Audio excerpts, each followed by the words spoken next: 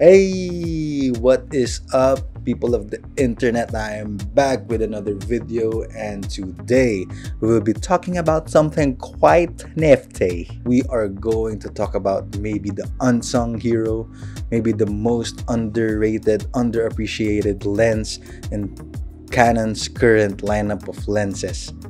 And yes, as you may have guessed already, it is the Canon 50mm f1.8 STM, otherwise known as the Nifty 50.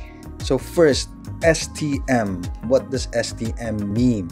STM stands for stepping motor. So what does stepping motor mean, you ask? Stepping motor means it has a motor that will allow your lens to focus smoother and focus more quietly.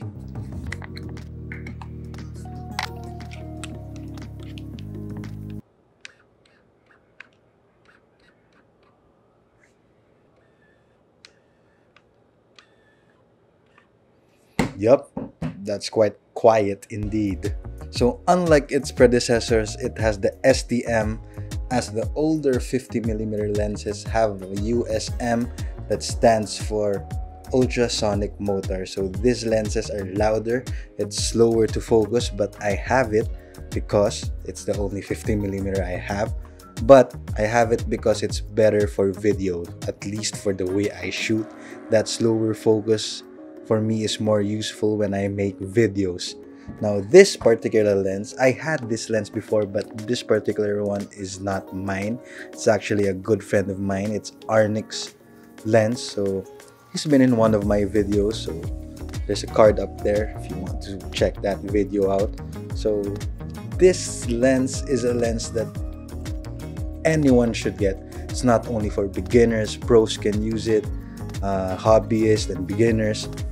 But this was also the very first lens that I got together with the kit lens of this 800D right here. So this 50mm lens is very nice. It has an aperture of a maximum aperture of f1.8, which allows lots of light to get in there, meaning you will be able to separate your subject from the background, giving you that buttery smooth bokeh.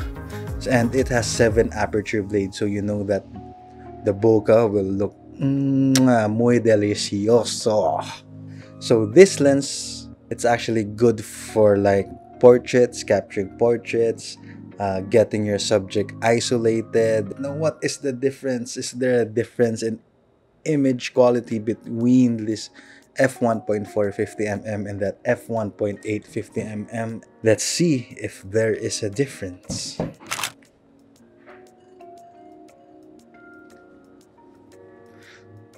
So as you can see, I mean, at least for me, I don't really see much of a difference.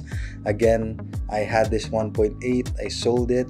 Now I have this 1.4 because I like taking videos with the 50mm 1.4 more. But as for images and stills, I don't think there's much of a difference.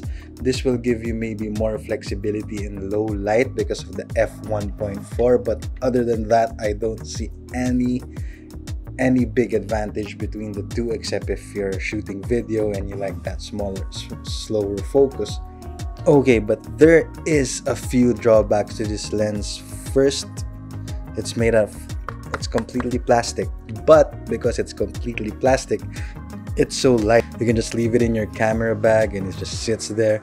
You always have it with you because 50mm is one of my favorite focal lengths, and it's great for photos, and it's nice to be able to carry this around. So yeah, it's completely made out of plastic except that mount. It's a metal mount, which is good because you don't want anything breaking when you're putting it in your camera, stuff like that. So yeah, that's the only drawback I see with this lens. I mean, everyone should have this lens in their kit. Pro, hobbyist, beginner, this is a great lens to have, and it's not that expensive. It's not expensive at all. You can buy it brand new over at Henry's Philippines. You can buy it for like 6,900 bucks. and you can buy it used on Facebook Marketplace for around maybe 4,000 to 5,000 pesos depending on the condition of the used lens. But this lens, for the price, it's very nice. It's a very nice lens to have in your kit. This is a lens that I love so much, and I'm thinking of actually selling this 50mm 1.4 to get myself 50mm 1.8. I think about it. Let's see. I'll update you whether I do or if I don't. But again, this lens is not mine. I borrowed this from Arnick. This channel linked down below. But yeah, this is a very lens that takes tasty crisp images. Something to keep in mind about this lens, and maybe all of the lenses rather, is that if you use it with a crop sensor body like this 800D right here, you wouldn't really be getting 50mm focal length because of the crop factor. So crop factor, it is a smaller sensor, so that means it crops in your image by 1.6. So to get the focal length, you get the 50mm, multiply it by 1.6, and that is the focal length.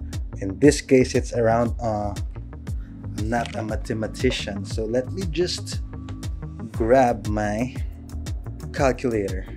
So 50 times 1.6 equals 80 mm. So when you use it with the crop sensor, it will be at around 80 mm as compared to when you use it on a full frame like this camera right here, the EOS R, it will be 50 mm. I'll show you the difference of those two, shooting this with a crop sensor and shooting it with a full frame camera. I will take a picture of this knife.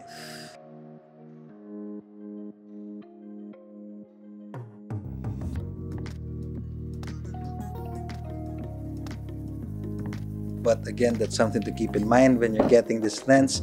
It's 50mm on full frame, 80mm on an APS-C camera. So, but again, I use this on an APS-C camera. Amazing stuff for this lens. And it's cheap too. 30mm lenses are expensive compared to this. So